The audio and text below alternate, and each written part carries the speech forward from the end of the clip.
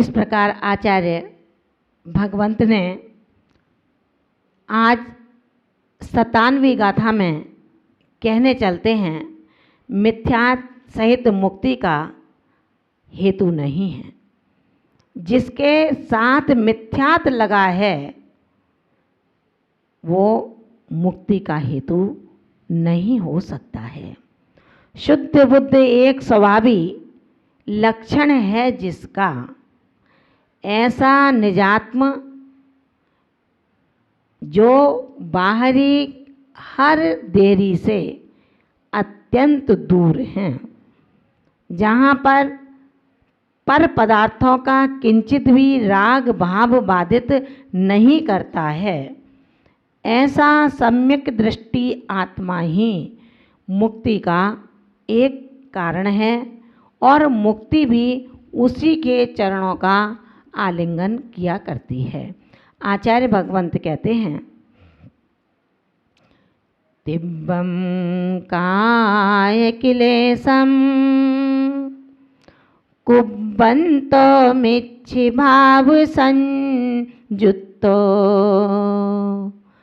सब्बणो देशे सो निर्वाण सुहम नग छेदी। उन्होंने कहा, जो तीव्र काय क्लेशम, तीव्र काय क्लेश करता हुआ भी मिथ्य भाव संयुक्तो, मिथ्या भाव से युक्त है, सब्बणो देशे, सर्वज्ञ के उपदेश में, सो यानी कि वह है, निर्वाण सुहम, निर्वाण सुख को न गच्छेदी, नहीं प्राप्त होता है। कौन? जो योगी, जो साधक, जो परमार्थी और जो श्रावक। तीव्र काय क्लेश, काय क्लेश का तात्पर्य नाना प्रकार के उपवासों को, अनशन को, अमौदर्य को, तप को, त्याग को, धूप में बैठ रहा है, एक संकल्प लेकर के इतने बड़े बड़े व्रतों को किया जा रहा है। इतने ऊंचे व्रतों को करने का सामर्थ्य पंचम काल में औदारिक शरीर से जो कर रहे हैं वो अत्यंत प्रशंसनीय हैं। इतना हौसला उनका कि रोज पढ़ने में, सुनने में आ रहा है, कोई उत्कृष्ट सिंह निष्क्रीडित व्रत चल रहे हैं किसी साधु के, किसी के मध्यम सिंह निष्क्रीडित व्रत चल रहे हैं, कोई उपवासों से, धारणाओं के माध्यम से तमाम व्रतों में लगे हुए हैं, उपवासों में लगे हुए हैं। ऐसे आत्मा को मैं अपनी आत्मा से प्रणाम करती हूँ कि जिनकी साधना इतनी बड़ी हुई है, निश्चित रूप से उनका कल्याण निहित है। आचार्य कुंद कुंद की स्वामी के इन वाक्यांशों पर यदि वो खरे उतरते हैं तो उनका निर्वाण सुख और उनका अभ्युदय सुख, यानी कि आचार्य भगवंतों ने बताया है कि एक साधु यदि आज के समय में 12 भावनाओं के चिंतन से अपनी साधना को निरंतर बढ़ा रहा है, उसको पता है समाधि के बाद कहाँ जाना होगा, कहाँ जाना होगा। अगर बाल ब्रह्मचारी साधु है तो लौकांतिक देव बन सकता है।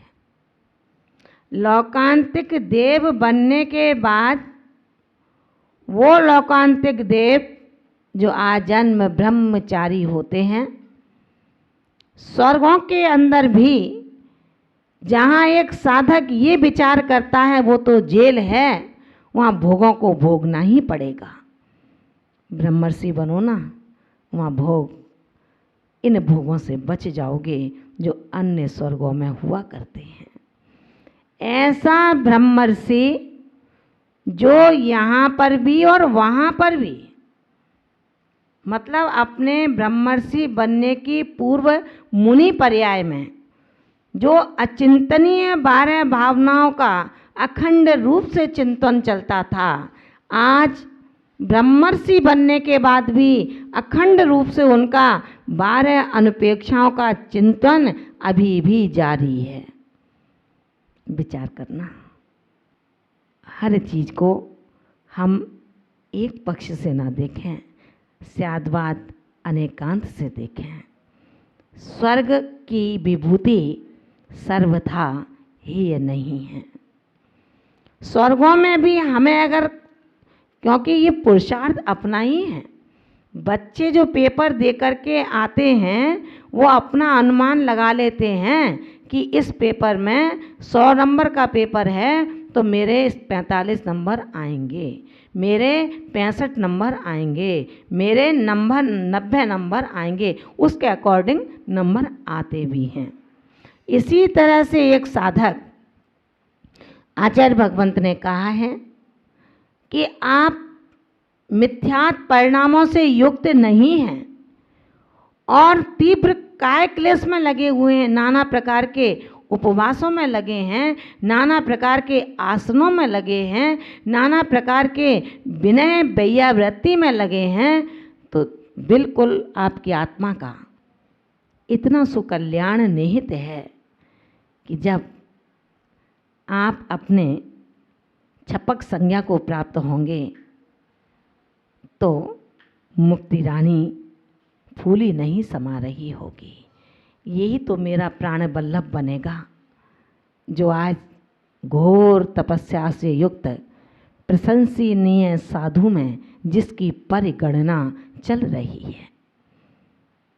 लेकिन आचार्य भगवंत कहते हैं यदि इससे विपरीत तीव्र काय क्लेश करते हुए भी मिथ्यात् भावों से युक्त हैं, मिथ्य भाव संयुक्तम, खूब अध्ययन, खूब वैयावृत्ति, सब कुछ अच्छा कर रहे हैं हम, लेकिन अगर मिथ्य भाव संयुक्तो, मिथ्यात् के परिणामों से संयुक्त हैं, तो सर्वज्ञ देव ने कहा है निर्वाण सुखम न, निर्वाण सुख नहीं हो सकता है। क्यों? क्योंकि उसके जो कुबंतो, जो कार्य हैं, कार्य करने की जो शैली है, जिसको करता है वो मिथ्यात् से युक्त होकर के कर रहा है। इसलिए तीव्र कषाय, नाना प्रकार के उपवास शायद बिना भावों के हमारी लक्ष्य के पूर्ण कराने में सहयोगी कारण नहीं बनेंगे। इसलिए कहा है कि हे हंसात्मन, प्रति क्षण प्रतिपल स्वात्मोत्थान का ध्येय रखकर आप अपने लक्ष्य पर ध्यान रखें। आप अपनी दृष्टि को अपनी ओर रखें। प्रति समय ये विचार करें कि मेरा अध्ययन काल अभी पूर्ण हुआ या नहीं हुआ, क्योंकि जैन धर्म कैसा है, स्वपर कल्याणी, स्व और पर का कल्याण करता है। आचार्य भगवंत ने कहा है कि जैन धर्म स्वपर कल्याणी है, और जो जैन धर्म को स्वीकार करने वाला है फिर वो भी स्वपर कल्याणी बन गया। होना भी चाहिए कि अपना भी पेट भरे और दूसरों का भी मैं पेट भरूं। ये उदार व्यक्ति के संकेत हैं, जो न स्वयं भूखा रहता है और न दूसरों को भूखा रखता है। ऐसी उदारता के लिए आचार्य भगवंत ने कहा कि ये सत्य है कि परोपकार की भावना आपके अंदर, एक साधक के अंदर होती है, होनी चाहिए। लेकिन सर्वप्रथम सबसे पहला पुरुषार्थ, हर कोई चाहता है कि मैं डॉक्टर बन के समाज सेवा करूं, सबकी जान बचाऊं, तो क्या सोचने से डॉक्टर बन जाता है? हर कोई चाहते हैं अपने व्यापार का अकाउंट्स मैं संभालूं, तो हर कोई चार्टर्ड अकाउंटेंट बन सकता है क्या? जब तक उसका अध्ययन नहीं होगा। अध्ययन के बाद उसको उसकी योग्यता की डिग्री हासिल नहीं होगी, तब तक उसको कोई भी सीए, डॉक्टर्स, एडवोकेट नहीं कह सकता। इसी तरह से जिस साधक ने अपने सम्यक दर्शन से समीचीन ज्ञान की प्राप्ति करने के बाद चारित्र को अवधारण नहीं किया, तो वो स्वपर कल्याणी कैसे बन सकता है? जिसने अपना ही कल्याण नहीं सीखा हो, भला वो दूसरे का क्या कल्याण करेगा? विचार करना कि हे भव्य, लोकेशना में आकर के, लोगों की बातों में आकर के, मीठी बातों को सुना करके तू लोकेशना से खुश तो हो सकता है, लेकिन तेरी आत्मा कभी भी शिव रानी के वर्ण की पात्रता नहीं रख पाएगी।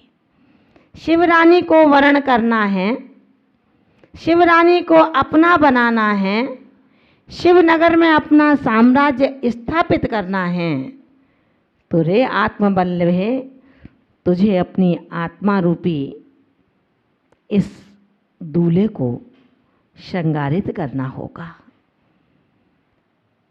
इसको दूल्हा बना करके संयम के रथ पर बैठाना होगा। संयम के रथ पर बैठने के बाद इंद्रियों की लगाम जिसके हाथ में होगी, ऐसा वो साधक दूल्हा जब अपने रथ, चारित्र के रथ पर बैठ करके संयम के सेहरे को सिर पर चढ़ाकर जाएगा, तो उसके साथ चलने वाले बाराती गर्व करेंगे, गौरव से फूले नहीं समाएंगे कि देखो ना, ये एक ऐसा साधक है जिसके पास दोष फटकते ही नहीं है, सदैव गुणों का आगार है, भंडार है। ऐसे आत्म ध्यान में रत वो आत्मा किसे कहते हैं प्रशंसा और किसे कहते हैं निंदा, वो नहीं जानता। लोकेशना की ख्याति में अपने आप को ना डुबोता है और ना जो उनके साथ होता है उनको इस तरह की प्रेरणा देता है। वरन जो इन ख्याति, नाम, यश के स्लो पॉइजन से बचना चाहता है,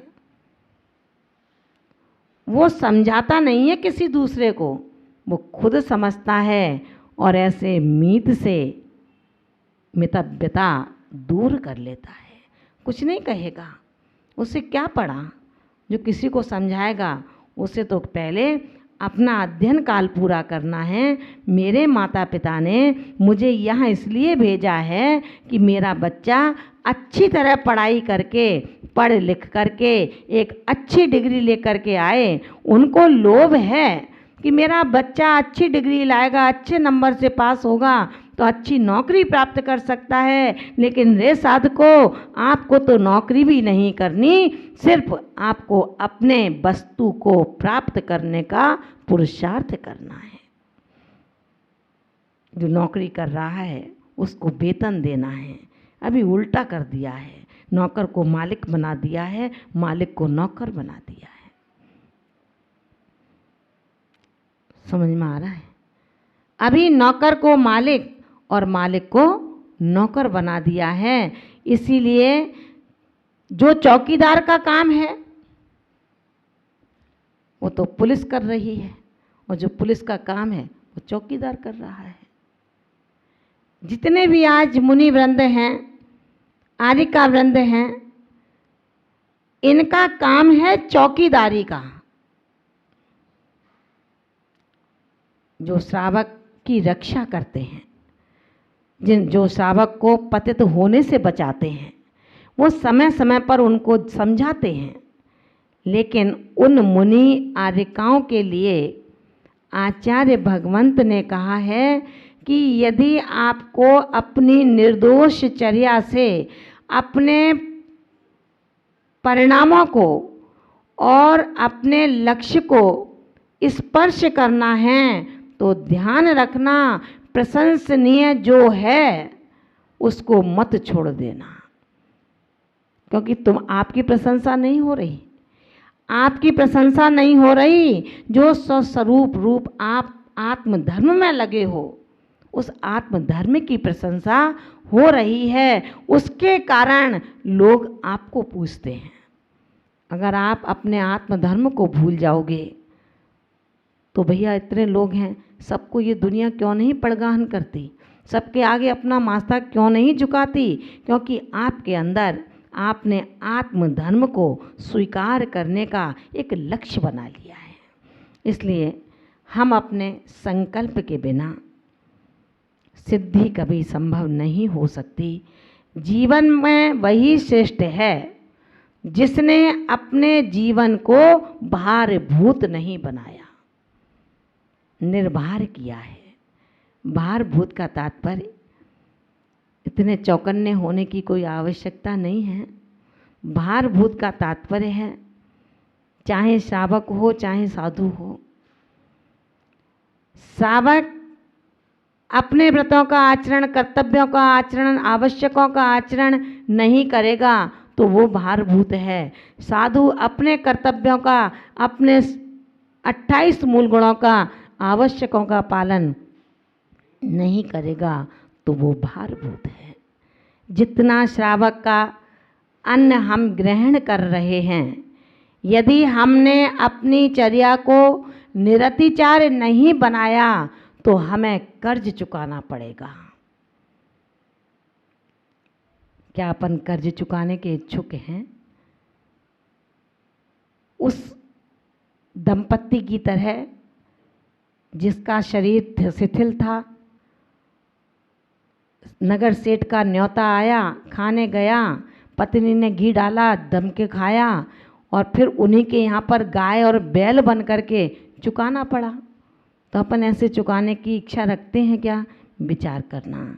रे साधकों, संभल करके चलना है। जो लिया है, ले रहे हैं, आगे लेते रहेंगे। उसको उसी लिए ले रहे हैं जिस नौकर को मैंने पाल रखा है, जिस नौकर के निमित्त से इस गाड़ी को मोक्ष नगर तक ले जाना है, इसको वेतन देना है। किसका? 2 रोटी का।